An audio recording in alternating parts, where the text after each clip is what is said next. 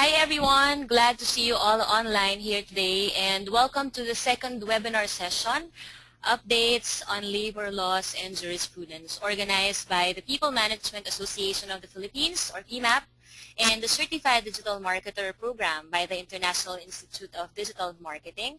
By the way, my name is Twinkle Serrano and we will be moderating and managing this online session together with my colleagues who are also here in the background. Links to Fansha,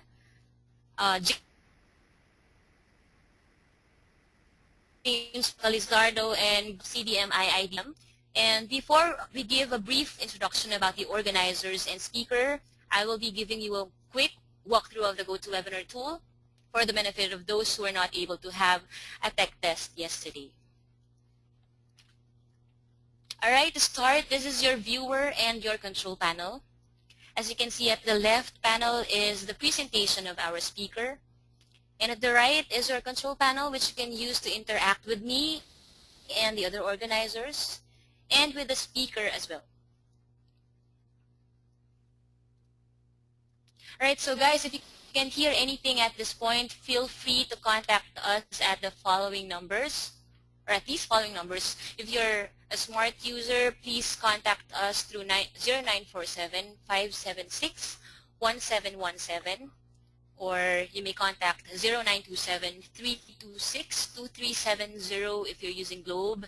And for Sun users, you may contact 0932-363-527-5274. And you may contact us as well through our landlines, 927-078-5679. Alright, so to elaborate on your control panel, at the upper left is an orange rectangle. This is used to maximize or minimize the control panel. And the blue rectangle is used to set your full screen mode. And at any point during the webinar, you can use this icon to raise your hand if you're experiencing technical difficulties or if you have a question for the speakers. So to make sure that you guys can hear me loud and clear, could you click on the hand icon?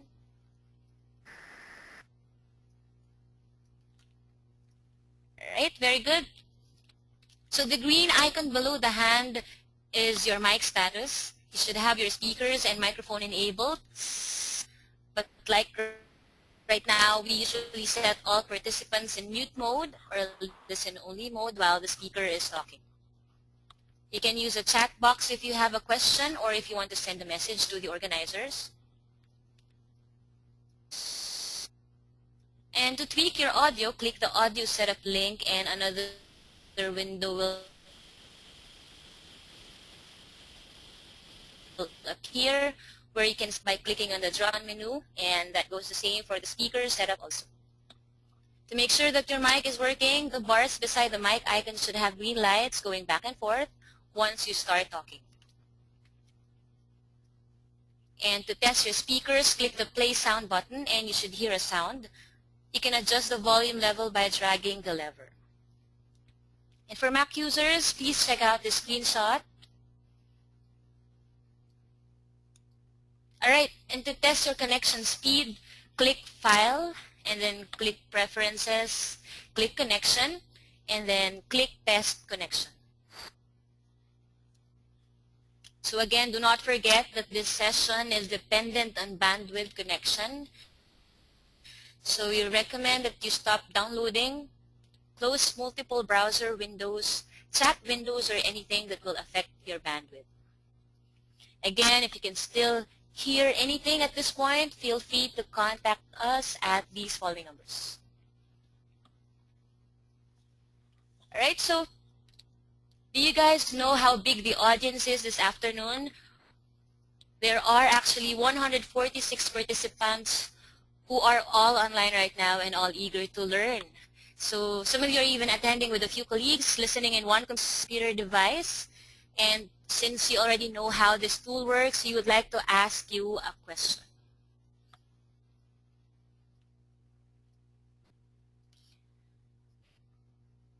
There you go. I hope you are seeing the poll question I just launched.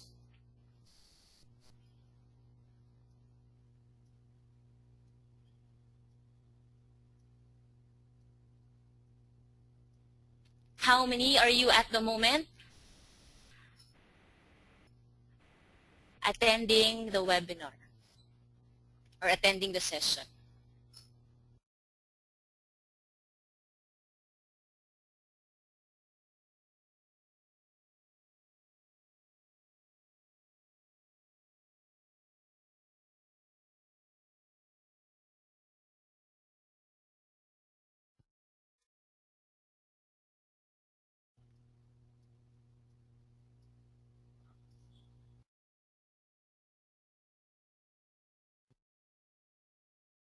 Guys, please just click the answer. Are you attending alone or with a friend? Or are you three in listening today, four or more? And by the way, if you are using an Apple gadget, an iPhone or an iPad, the answers are not clickable. So please type in your answers in the chat box instead.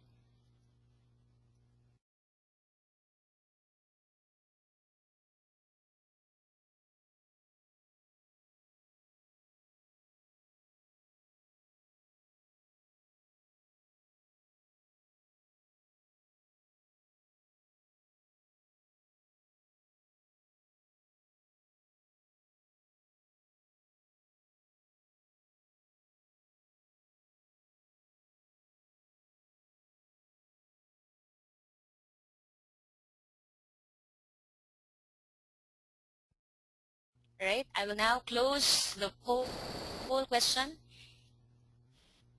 and we'll share the result. I hope you can see the result now. All right, so 49% answered 1, 16% answered they are 2, listening at the moment. 10% said they are 3, and then 1% 4. 24% answered there are more. Number 5, could you please type in the chat box exactly how many are you at the moment? Because if I'm not mistaken, there are 20. We have about 20 listeners using one computer. Right? There are 10, 18, 7. Wow.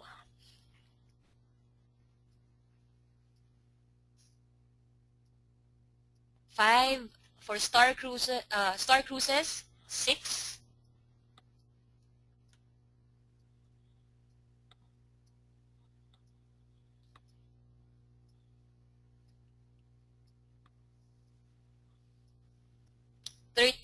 And there are also 8.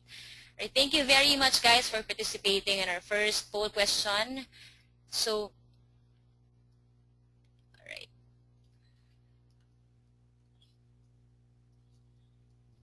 All right, so also we are all curious, I know, so we may ask those outside Metro Manila to type via chat where they're exactly located right now. Those who are outside Metro Manila.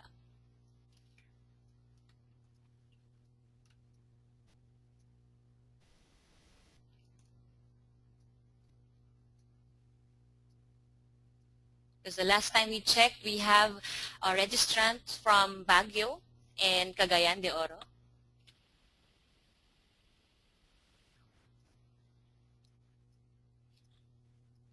All right, we have participant all the way from Cagayan de Oro, Vivian Lawansa.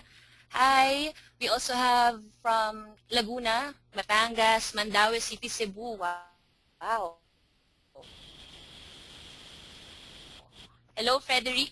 We have a participant from Bataan, Maribeles, and Cavite. All right. Thank you, guys. I'm glad you're able to make it here this afternoon. Okay, so moving forward, let me show you our program flow and introduce the organizers and speaker. So this afternoon, 3 o'clock to 3:10 is the introduction and the webinar walkthrough. And then after that, our speaker for this afternoon will discuss updates on labor laws and jurisprudence. Lastly, you'll get a chance to ask questions directly to our speaker if you have a working mic. Otherwise, you can use the chat box. And of course, closing note.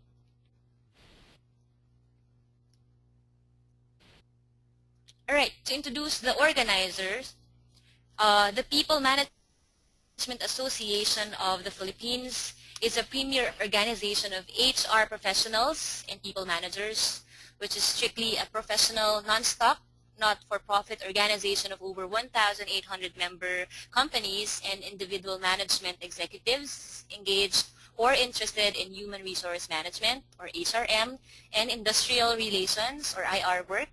Founded more than 56 years ago, PMAP continued the tradition of its forefathers in advancing the profession, the science, and the art of human resource management. And as a professional association, PMAP helps institutions mold and enlighten competent, socially responsible, and influential sector of people managers who can effectively participate in national building. PMAP helps its members become more effective on the job by teaching the human aspect of management via numerous career development forums and training programs.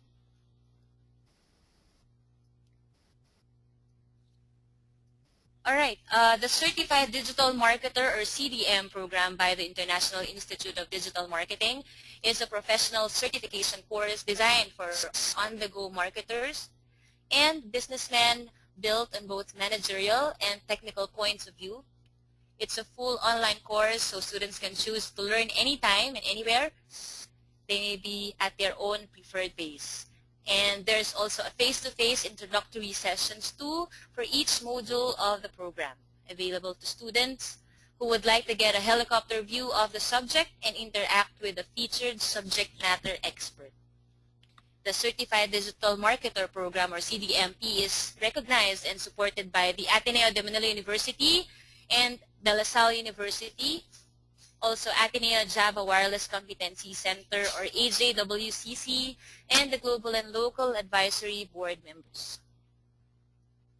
All right, and finally, to introduce our speaker this afternoon, Attorney Josephus B. Jimenez, or you can call him Attorney JBJ.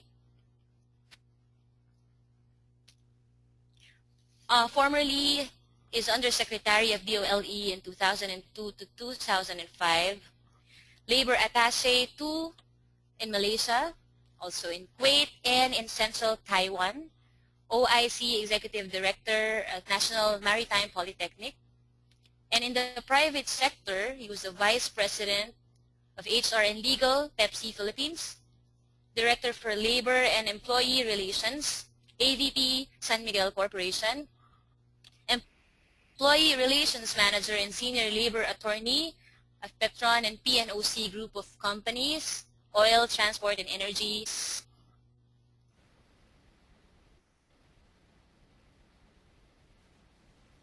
Administrative Manager EI of Rizalde Group, former Board of Trustees member, SPUQC, SPUM, SPUT, and SPC Pasig.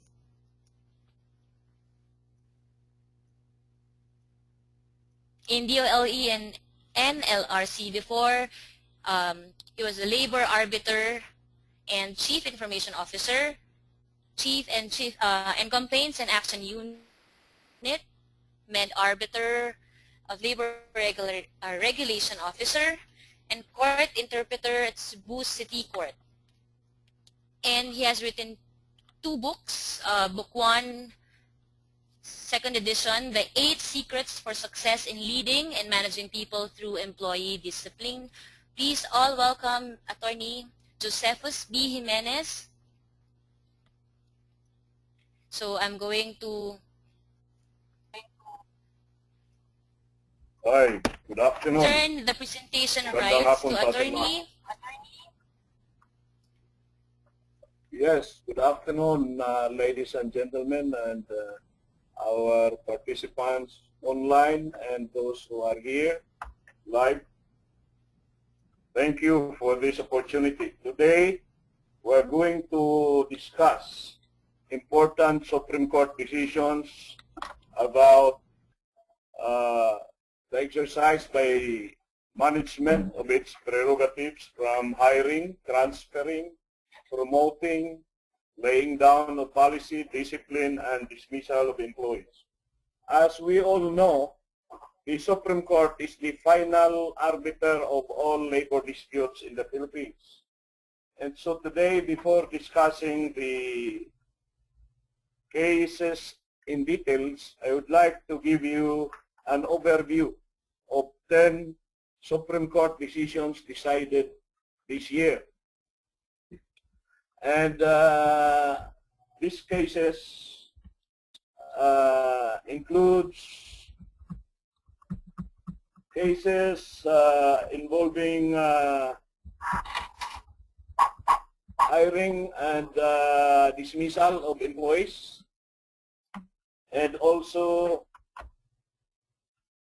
employee discipline. The first case that we are going to discuss today is a case involving redundancy program. Have you experienced undertaking a redundancy program? In this case, the case of General Milling Corporation in Cebu, decided by the Supreme Court on the 30th day of January this year. The Supreme Court declared as illegal the redundancy program of the company and awarded moral damages to the employee. Why? I will discuss that in details later. The second case is about a transportation company that dismissed a driver for reckless driving and for fraudulent transactions and actions, affirming the decision of the company in terminating the services of the employee. The case involving the academic institution, the University of UE, where the Supreme Court affirmed the decision of management in terminating the services of 2 professors in the college department for failing to obtain a master's degree, which is required by the CHED under the Manual of Regulations for Private Schools. The first case is invalid redundancy program. This involves an employee in Cebu and 12 others. Actually, there were 13 complainants. The company used downsizing and redundancy as the program to justify the termination of services. And this lady, Ms. Bihar, was, upon being informed that her services were going to be terminated 30 days thereafter, was not allowed by the guard to enter the premises of the company. Therefore, she was not able to retrieve some personal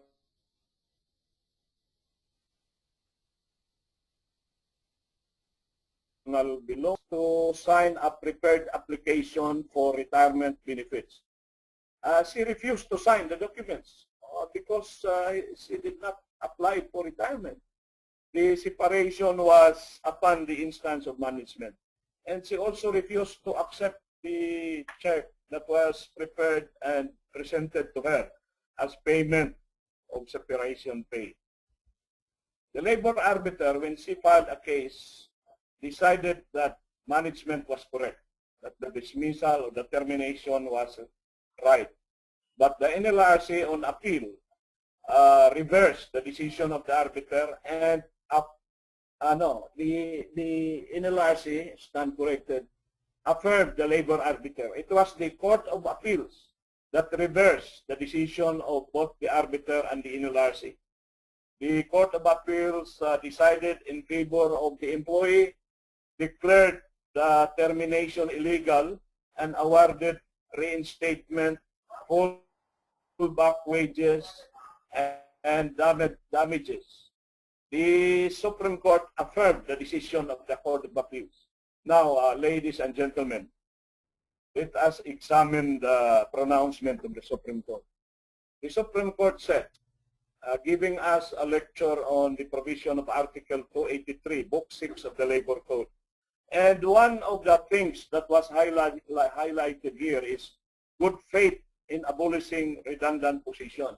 And there must be fair and reasonable criteria because the lady was singled out without explaining why of all people, she and the 12 others were chosen.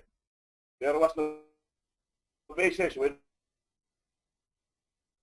it is last in, first out, or performance. They were just given, the names were just listed as those affected. And so the company, according to the Supreme Court, did not comply with the requirements under the law. And the Supreme Court said and explained the meaning of redundancy. In our company, it is possible that certain positions have become redundant. But redundancy is a result of some decisions in the past, like overhiring of workers. And as a general rule, the court would not interfere in the decision of management. The wisdom of the judgment is not subject to review by the Supreme Court. But if there is abuse, here the Supreme Court said that there was malice, arbitrary exercise of the judgment, and there was no basis for declaring redundancy. The company did not undertake an organizational study. There is no comparison of the old staffing pattern and the new staffing pattern, no job description, no financial statement, no reasonable criteria in choosing the employee. And so for this, the Supreme Court agreed with the Court of Appeals that indeed management in this case committed illegal dismissal. And if indeed the management submitted some evidence, it was not enough as required by law to prove redundancy.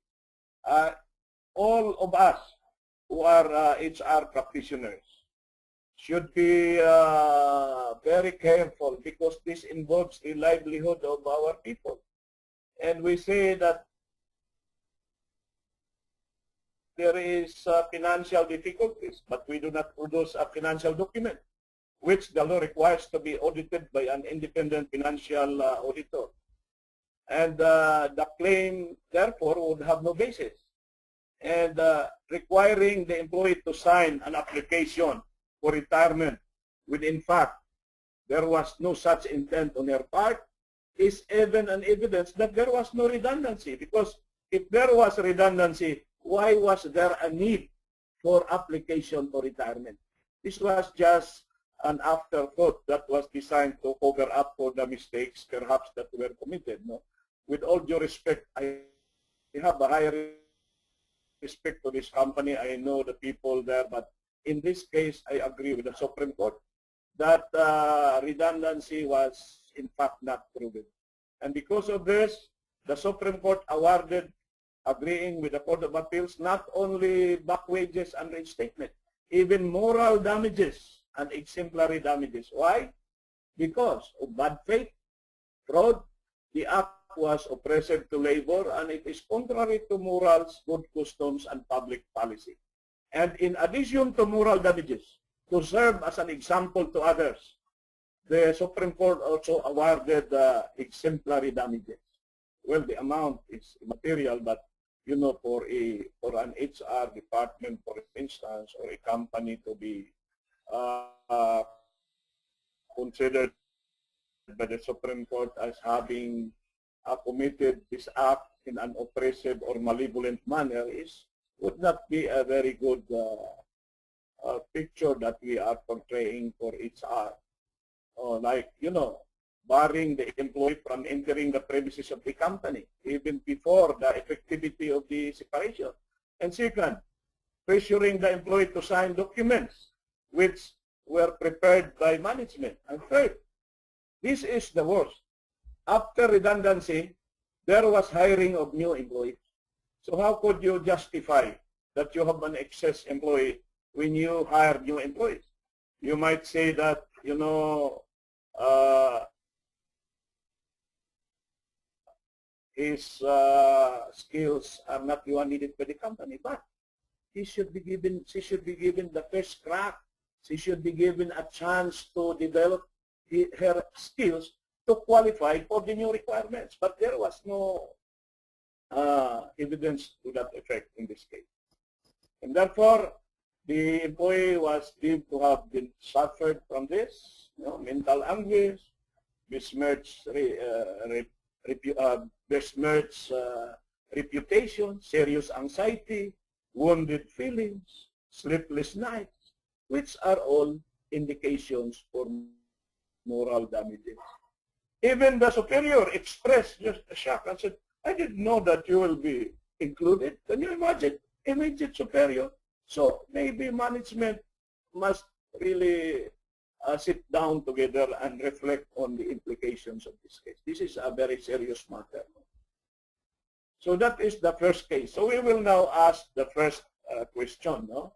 The first question, Ms. Twinkle, do you have the first question now on which I prepared? Are you Yes, around? attorney. I will now flash the first poll question. Yes. In your experience, have you come across with a redundancy program that was declared illegal by the Supreme Court? Yes. Please click the answer, and for those who are using an Apple gadget, an iPhone or an iPad, you may just type in your answer in the chat box.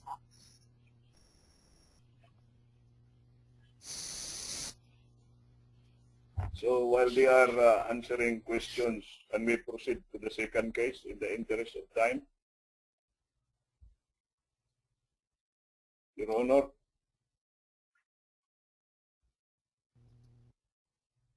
Because if you do not answer, I will proceed. Okay ba? The second case. We already have the result, attorney. I'm going. Yes. Partial and unofficial. There you go. 6% answered yes, and 94% answered no. Of course. In other words, you have been doing the thing rightly because you a good number has been affirmed. In other words, no case was filed, and therefore you did it right. Now we go to the second case. This case is very simple. Management terminated the services of a driver for reckless driving. And not only reckless driving, but also fraudulent acts, attempting to defraud the company by suggesting to the other employees to undertake certain schemes for making money without remitting it to management. And therefore, the Supreme Court in this case affirmed the decision of the management in this guy was dismissed by the company for cause after due process. He figured in a vehicular accident which he denied, but later on it was discovered. So he filed a case for illegal dismissal. He lost his case before the labor arbiter, and then in the NLRC, he won the case, and also in the Court of Appeals. But the Supreme Court agreed with the labor arbiter that it was a valid act of dismissal. The Supreme Court said that there was a side issue here, because management said that you are still probationary. But the employee said, no, I've been working beyond 6 months. The Supreme Court decided in favor of the employee in that minor issue. If you allow an employee to work beyond 6 months without evaluating his performance, that is tantamount to approving, and therefore he was already regular when he was dismissed. But only on that point that the Supreme Court decided in favor of the employee. On the issue of reckless driving, indeed, he was found guilty of all the acts that poses a danger to the passengers. You know, when you are operating a transport company, you should take note that you are duty-bound under the Civil Code of the Philippines to exercise not only ordinary diligence, but extraordinary diligence for the safety of your passengers. So here, this driver was reckless. There was an evaluator who, you know, came aboard incognito, and he was found to be reckless. And he also really made certain admissions, no? And then the worst part is not only in the performance of his job as a driver, he also attempted to defraud the company. He had a very poor work performance, so this is a multiple causes to terminate, not only reckless, poor work performance. And he has the habit of bringing his wife with him. You know, how can the driver focus when the wife is interfering with the job of the driver, you know? And so this presence of the wife exacerbated, because it did not happen only once, no? It's usual that the wife is going with the driver almost every day. And then he was involved in a hit-and-run accident.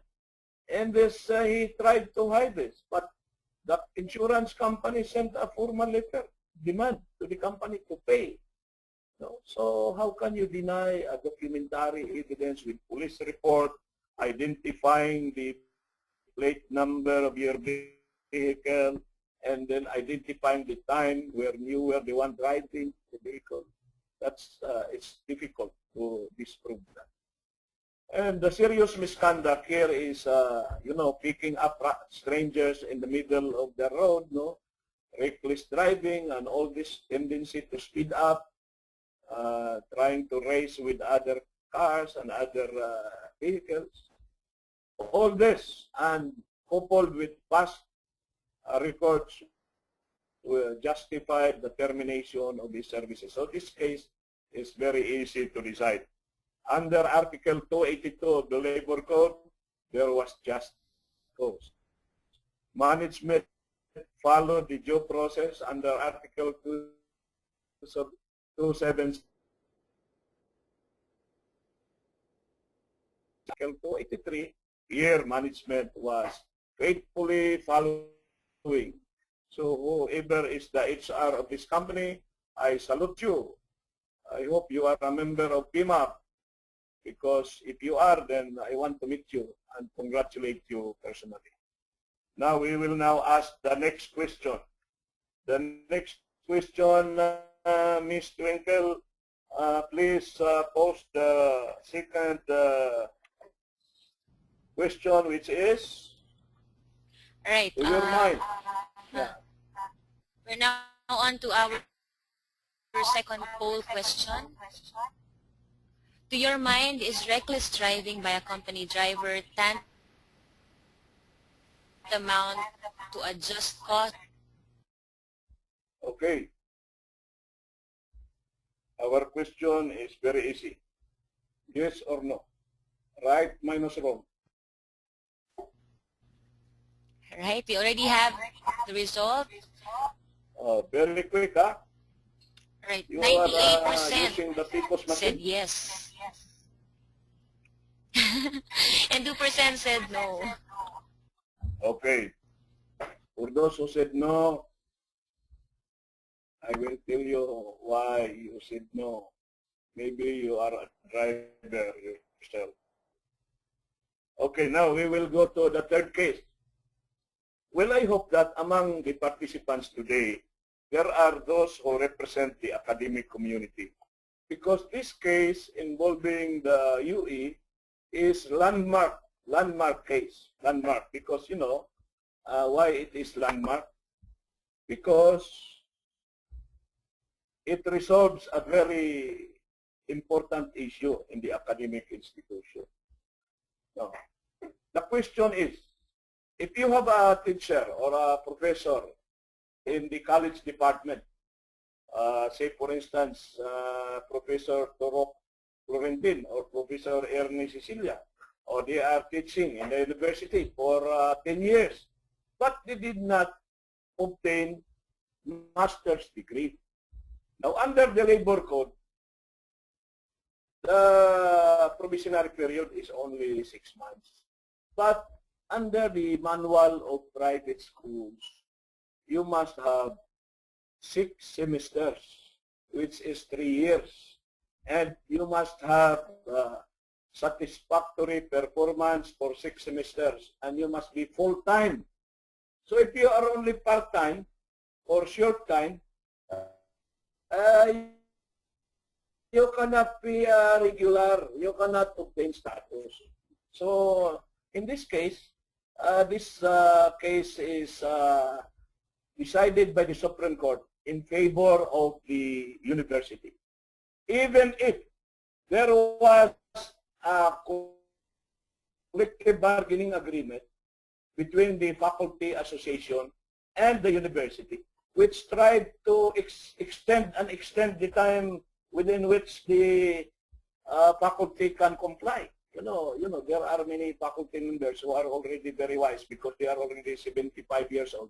You require them to take master's degree, and they say, how do you require me master's degree? All those deans were my students before. So they refuse. So because of that refusal, we will just shorten this, no? The management decided finally not to give them notes when the semester begins. And so they filed the case. So we go directly to the decision of the labor arbiter. The labor arbiter decided in favor of the faculty on the ground that they have been allowed to teach for so long. It's too late for management to say that they are not qualified. You are under estoppel now to question the qualification of your faculty when you have allowed them to teach for so long. You should have told them from the very beginning. Now, you know, it's very difficult in the academic community because with the salary, for instance, of a faculty and you require master's degree, you know, it's very difficult. So in this case, the university was trying to exercise some administrative discretion, but it was used against the university. Now, the NLRC decided in favor of management and said that no matter how long, if you fail to comply with the requirements, you will never become regular. The Court of Appeals reversed. You know, the Court of Appeals reversed the decision of the NLRC on technicality. How come? Because according to the Court of Appeals, within 10 days, you should appeal from the labor arbiter to the NLRC. You did not appeal within 10 days. So the decision of the labor arbiter in favor of the employee was already final.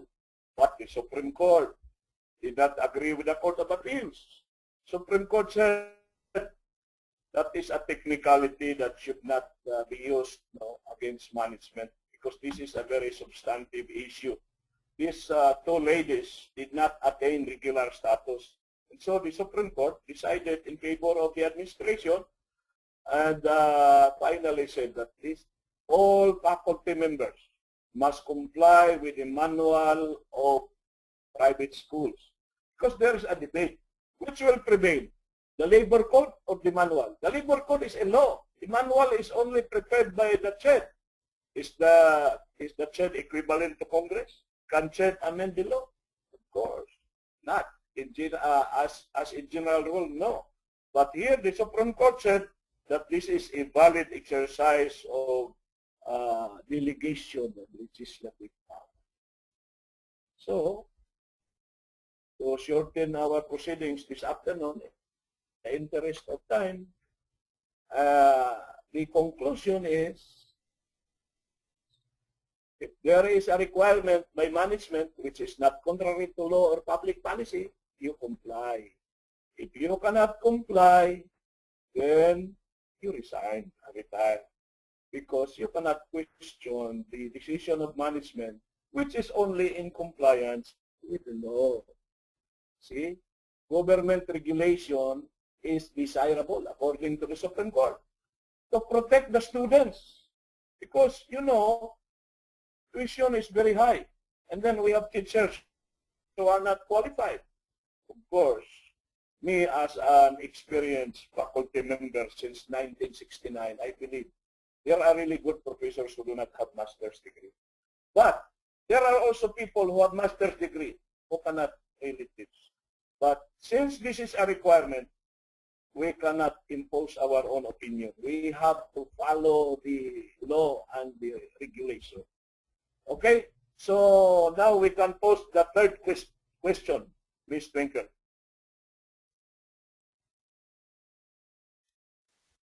Third question would be,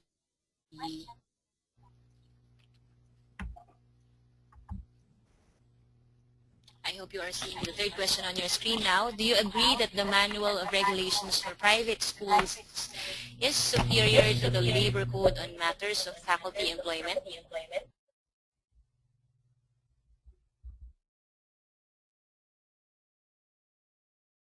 Buto ba? Superior. Kung saan na nawala na yung So, ibang kaso? Ba't nawala yung ibang kaso? Sa original. I have prepared 10 cases. We still have time. okay, 38% said yes and 62% said no.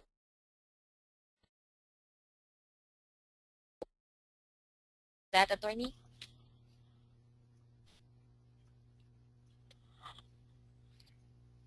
Okay. So we have now the final result on the question, the answers given, which is 38% yes and no 62%. That means that majority of our participants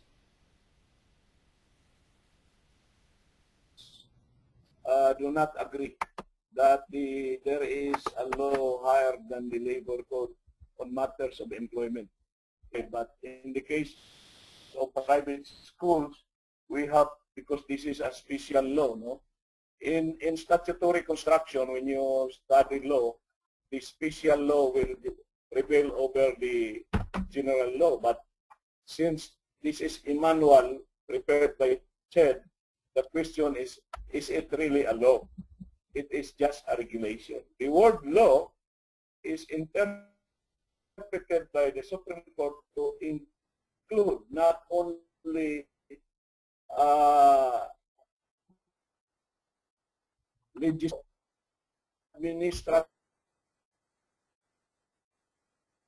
regulation. So now that which cases, I just wanted to share with you the other cases because I prepared 10 cases. The outstanding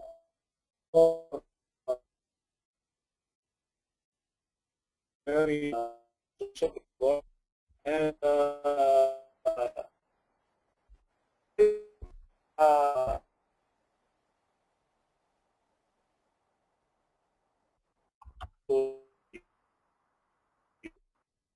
is which was decided by the Supreme Court also in 2013 January. Here, the Supreme Court affirmed the decision of management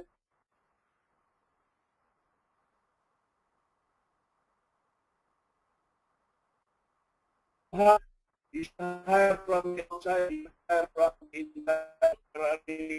You should give preference to the Supreme Court has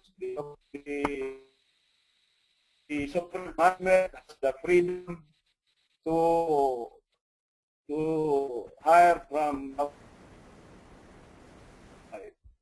Number 5 is the case of Galderma. In this case, the Supreme Court did not agree with the employee that he was illegally dismissed. You know, there are cases where the employee says that he was under constructive dismissal. You know, constructive dismissal, it happens only when there is a demotion in rank or a diminution in salary. Senior employee of PMAP, or you make which he has already knew. And of course, you do not dismiss her.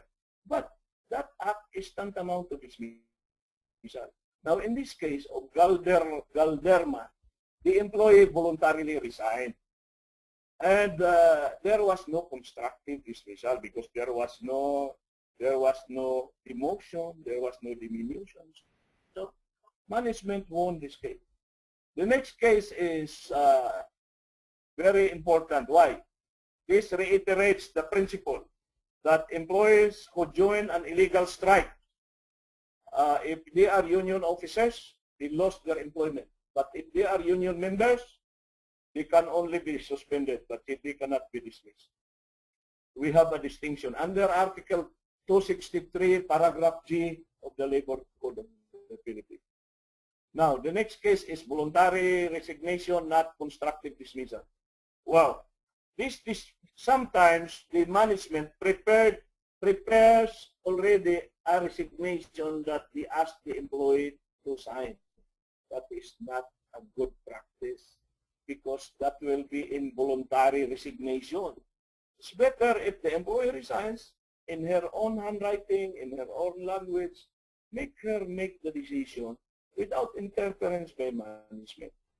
Now, management won this case, you know. And number 8, the meaning of permanent total disability. If you are a seafarer, you know, you are involved in being a crew in a vessel, ocean-going vessel. Then you come home after being employed there. You come home with suffering from a heart attack that affects your bodily movements. You do not have to become a vegetable to qualify for the permanent total disability. You know, when you suffer from a serious disability, it can be considered permanent and total for purposes of collecting the maximum under the insurance policy, because all seafarers are required to be covered by insurance. The last one, the second to the last is, again, when you, temporary suspension of operations under Article 286 must not be more than 6 months. If you do not operate beyond 6 months, you are already deemed to have dismissed the employee. So you have to pay separation pay, suspended animation. You have to, there must be a closure to the relationship. Para bang magkaroon tayo ng closure para magka-move on tayo. No? Hindi yung nabibitin na suspended ang operation.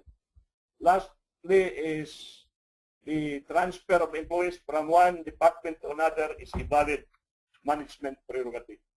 So at this point, I would like to tell you, out of 10 cases, 7 were won by management, 3 were won by labor. That's a very good record for management. In all the past years, it's always 60% won by labor and 40% won by management. This year, we have a better record.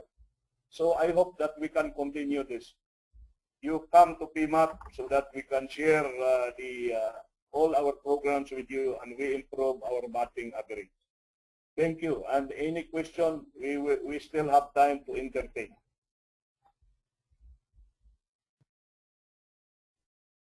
All right, thank you very much, Attorney. Guys, if you have a working mic, you can just click on the hand icon. And those who raised their virtual hand earlier, to put your hand down, please click the hand icon again. And while we're waiting for your questions, we have here are sent via the chat box First question is from Manina Zabala. When the Supreme Court awarded full back wages, what exactly are its components? Basic salary plus allowances? Yes, basic salary plus allowances and whatever increases. You know, this case was pending for almost 10 years. If there were salary increases given to all the employees similarly situated, she would also be given. Of course, that excludes the overtime and other benefits that are not included in back wages. But basic, even the 13th month pay. So if there are 10 years in between the illegal dismissal to the finality of the decision of the Supreme Court, it should be 10 years times 13 months for every year, and not only basic, but all the benefits that are regularly received by the employee.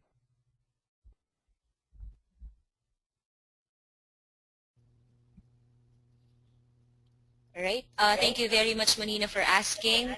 Again, if you don't have a working mic, you can just use the chat box. Next question is from Henrietta Caballero. Yes, Enrita. Can an incompetent employee be redundant instead of terminated? Well, when you say incompetent, you have, for instance, undertaken performance appraisal. We have a decision in the Pepsi Cola case way back in 1998 where the Supreme Court said 3 performance appraisals consecutive below average or needs improvement, she can be considered as incompetent. But one-time incompetence is not a just cause. You know, we experience some plateau and valleys in our performance. It may be because of bad superior. You do not deliver because you are exposed to an unfavorable environment. But you give him a chance three times, no, and then you can consider a just cause or it should be just cause, not authorized cause. Do not use redundancy for incompetence. Incompetence belongs to just cause. Redundancy is authorized cause. That is my answer.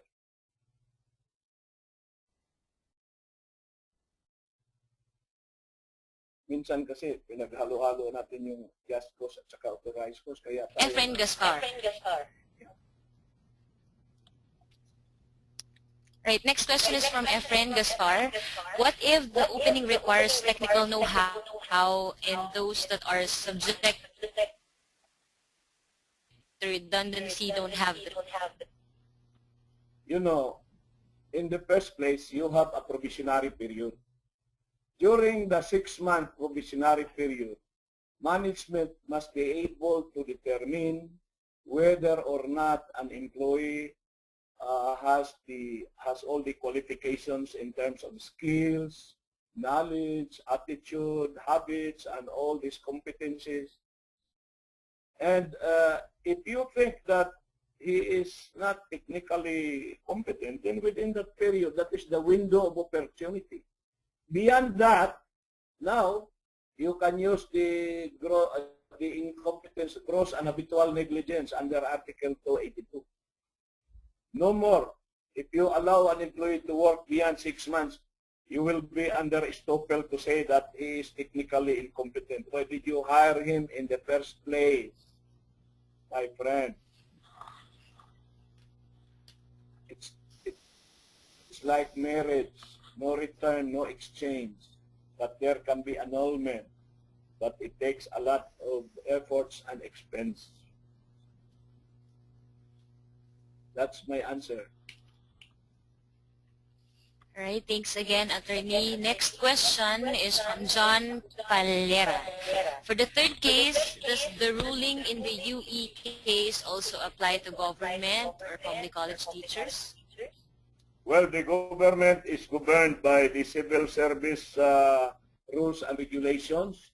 The private schools, this applies only to the private schools. That's my short answer.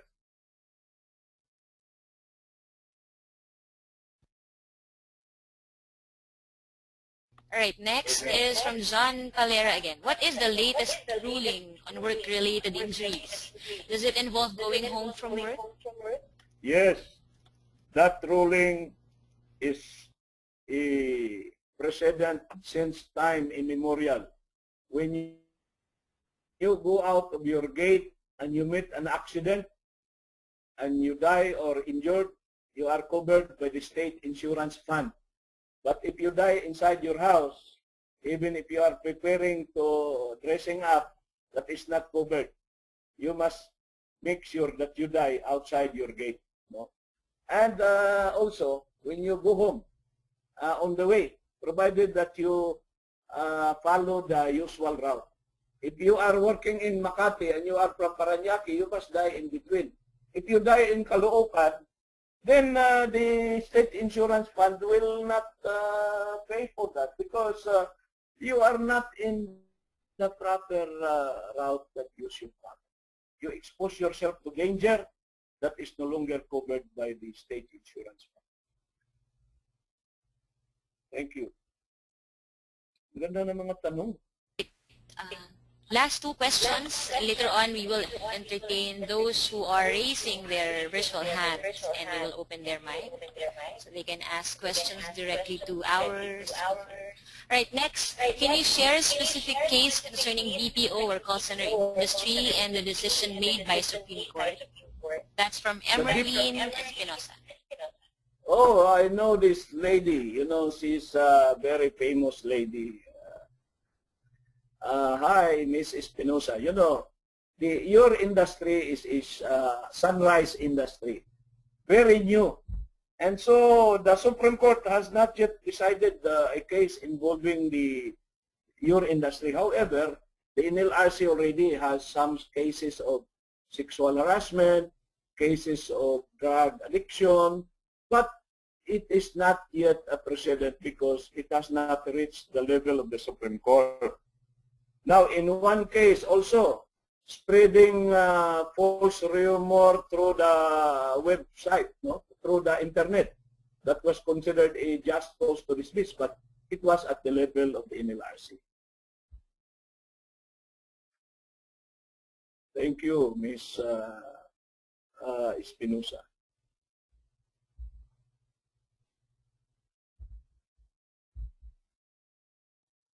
Wala.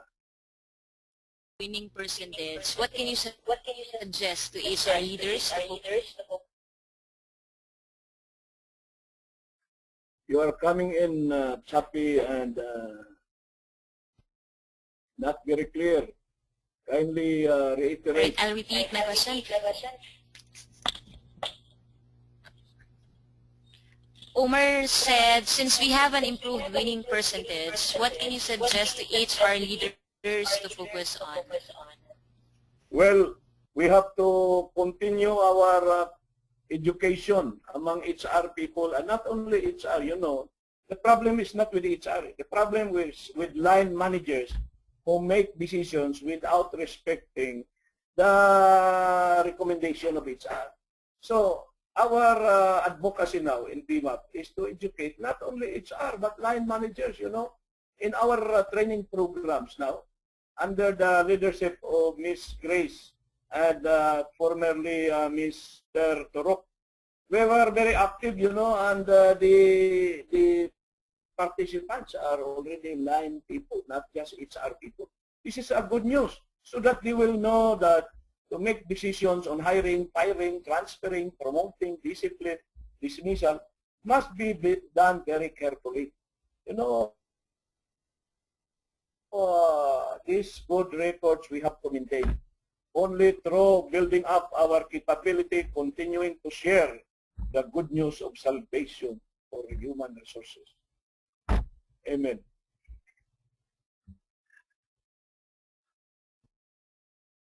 Any more questions? Right. Thank you guys for asking via chat.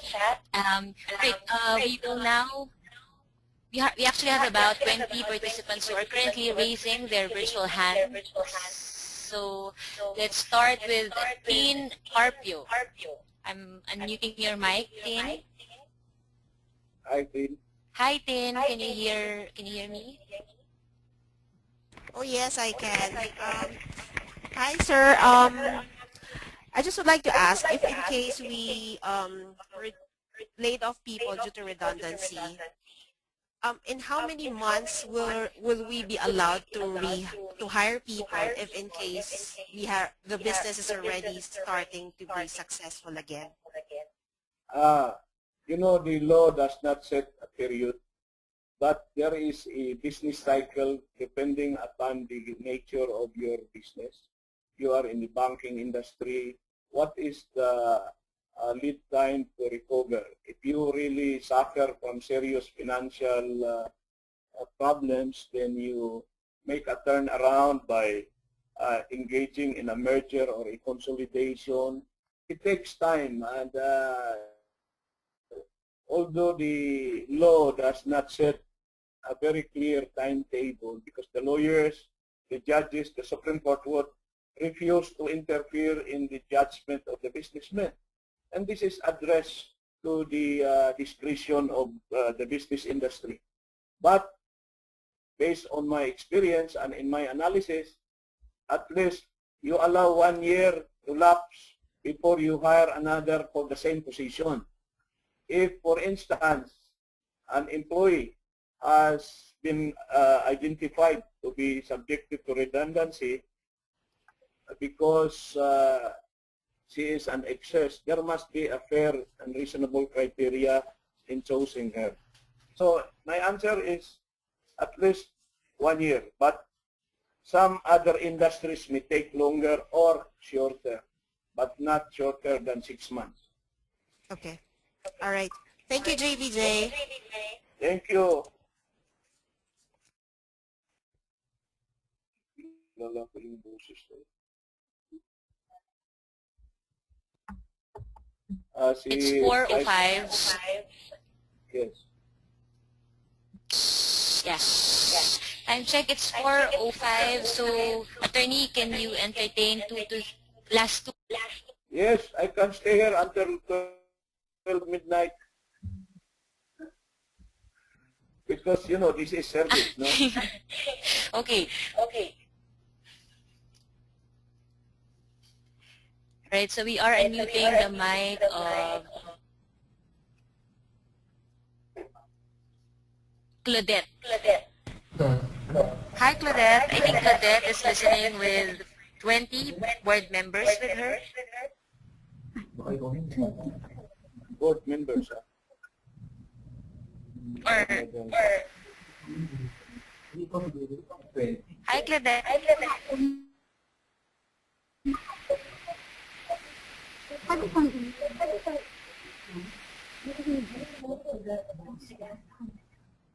Hi, Claudette. Hello?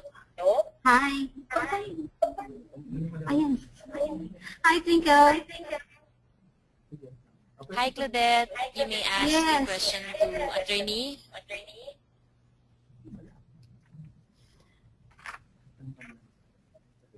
Okay. Go ahead.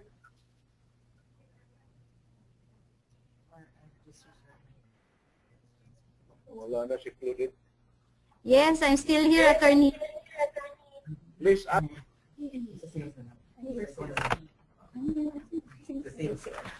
Attorney, we have one question here. Attorney, we just have one question regarding performance improvement plans and termination of salespeople.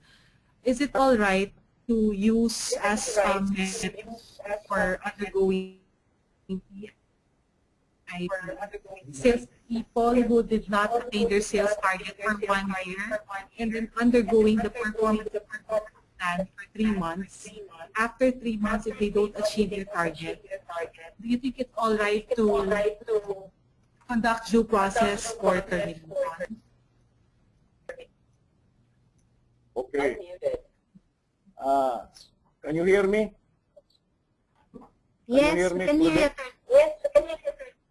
Okay. The prevailing jurisprudence requires 3 performance evaluation period. if you evaluate your salesman every 3 months, and then you give him a performance improvement plan with very clear, quantifiable results, and he agrees with you, then that is a fair opportunity already in the sales industry. Especially, it's very competitive, no? Although the law is very specific that the negligence should be gross and habitual. So the two elements of being gross and habitual. This low performance, is this affecting your corporate performance to the effect that it poses a danger to the viability of the business? Or can you transfer this person to another position? But if not, then just show that you have exercised maximum tolerance and give him maximum opportunity to cope with the demands. But despite all these chances, he fails. Therefore, you are justified to exercise your prerogative. That's very clear, Attorney. Thank you very much. Magandang hapon din. Thank you very much, Claudette. All right. Next would be Yolanda.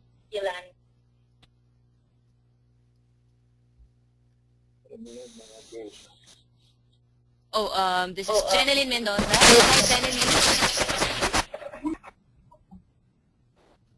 Si Jeneline Mendoza. Jeneline.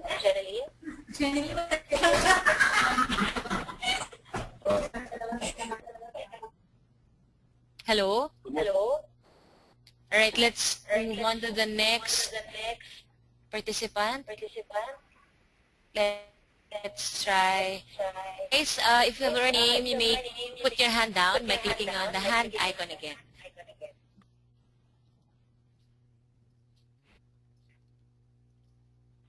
Let's try Mary Joy. Mary Joy? Hi.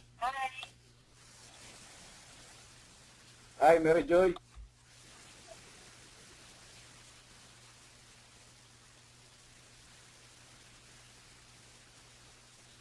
Kung wala magtatanong, gusto ko lang banggitin na si Vice President Obet Policarpio ay nag-text at siya ay nakikinig at siya ay namamangha sa mga kaso na ating tinatalakay at sa mga dami ng mga ating mga attendees ngayon. At ngayon, naghihintay tayo ng tanong. Sino kaya magtatanong? Technical lang problema natin eh. All right, Yolanda has a question. I'm going to turn your mic on again. Hi, Yolanda. Hi, hello, good afternoon. Can you hear me? Hello? Yes, I can hear you loud and clear. Yes. Attorney, do you remember me? This is Yoli from Bataan. Yes, you are Yuli. Yes. Okay, so my question pertains to voluntary resignation. To our knowledge, it's 1 month notice prior to effectivity, right? Hello? Attorney? Yes, I can Okay. hear you. All right. So right now, what is our practice is that we ask our resigning supervisors to notify us 2 months in advance prior to resignation. Are we not in hot waters? You are requiring a longer period than 1 month. Correct. Okay. So you are not in hot water because to look for a supervisor is more difficult than to look for a rank and file. Now, however, if he gives you only 30 days and he goes, you cannot deprive him of his last month's salary. For a rank and file to just resign without 30-day notice, the last salary may be retained by management to answer for any liability or unpaid accounts. And the balance, if any, will be turned over to the Department of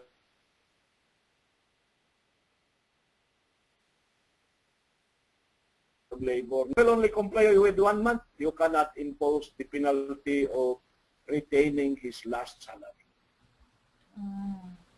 Okay? But actually, they signed the contract wherein they have to notify us 2 months in advance prior to resignation. But there was this case of supervisor who left us after a month. And his argument is that the requirement of the law is merely 1 month, so we could not prevent him from leaving. Yes, because, you know, I think he is right, because any contract that you sign that is not in accordance with law will be considered as invalid. And he was acting in good faith and he complied with the 1 month, but somehow also he was not very forthright with you because he agreed for 2 months and then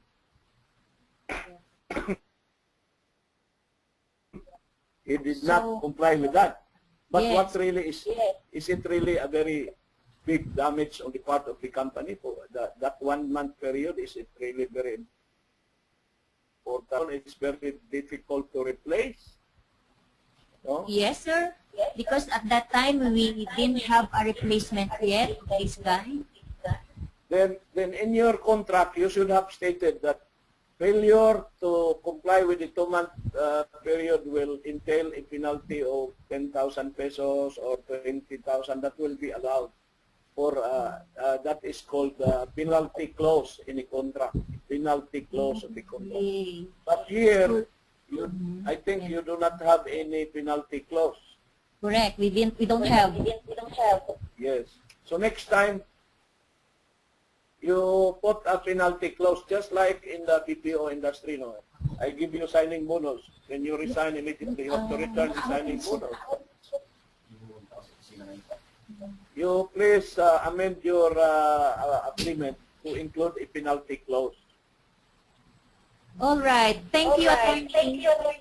I will visit you in Bataan. Yes. We are planning to come up with a training, and Yes. we are considering you to teach us. Maybe you have the correct choice. Okay. We are right in thinking of you. Okay. Thank you for Thanks, thinking of Connie. me. Next. Thank you very much, Yolanda. There are a lot of questions coming in. Thanks everyone for the questions. And as much as we want to keep going on and accommodate everyone's concerns, unfortunately we'll have to call on the last 2 participants. So I would like to call on the next attendee. Pauline Munoz is raising her virtual hand. Hi, Pauline.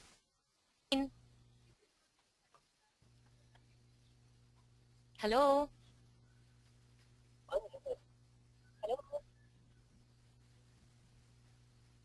Oh, nasaan si Pauline? Right, we can't hear Pauline, so let's go on to the next participant. Harold Kenneth Pelaez. Okay. Guys. I'm going to unmute your mic. Okay. Okay. Hi, Harold. Wait lang, I'm looking for Harold's name. Ayan, there. Harold, hello. Yes, thank you. Good afternoon. Good afternoon, attorney. Hi, good afternoon. Okay, I just have one question. I've been in the BPO for the last 10 years. And, but with my previous employment, I encountered um, um, in corrective action, uh, mm, through email. Well, my question is how is NLRC to view, what's the view of NLRC on this one? Is it a valid proof of documentation to justify that there was really a progressive discipline issued to the employee? Thank you.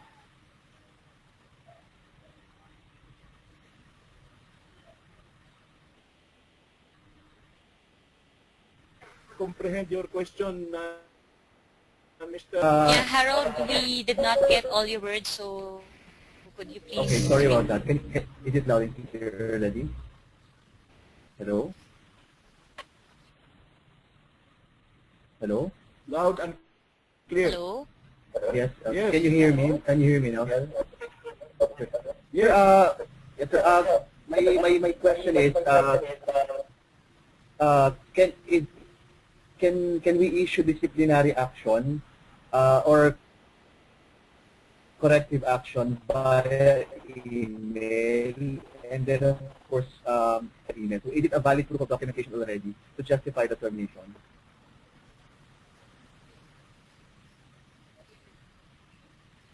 Distinguish whether it is email or whether it is internet, as long as there is proper knowledge and information. Of course, later on when you go to court, you need to have a signed document to prove, you know.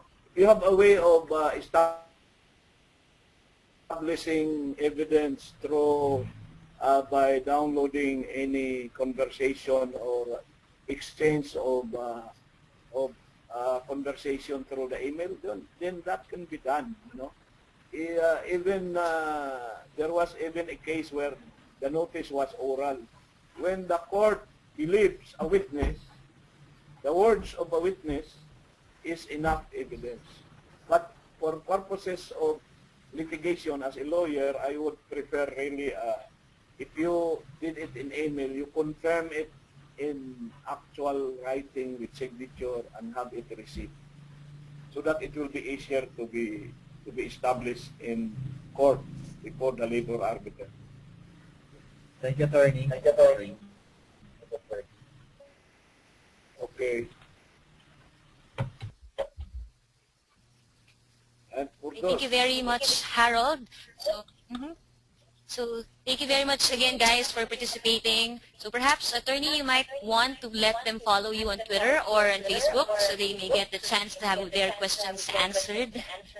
Yes, just follow me in Twitter or add me like me in Facebook. I'll give you the address so that all your questions you can address to me, and I will be very happy to answer them.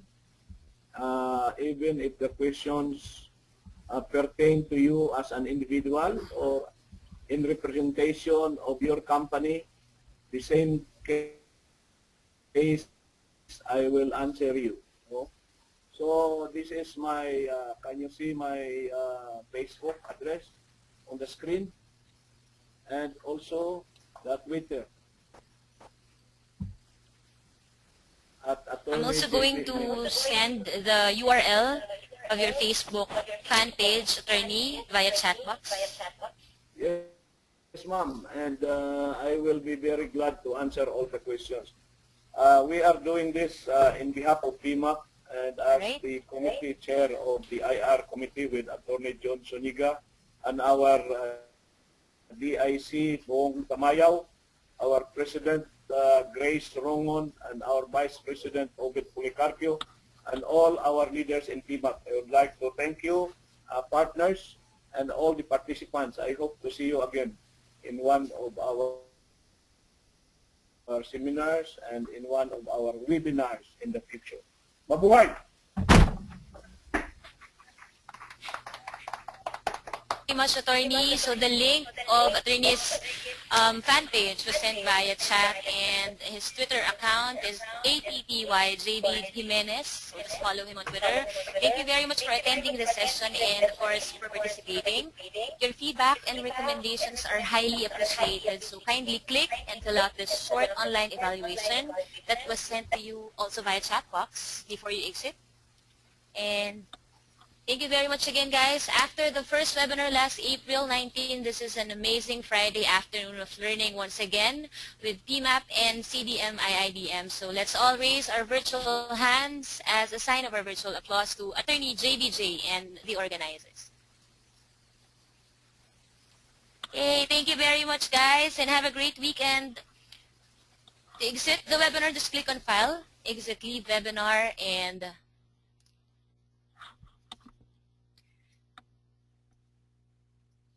thank you very much, guys.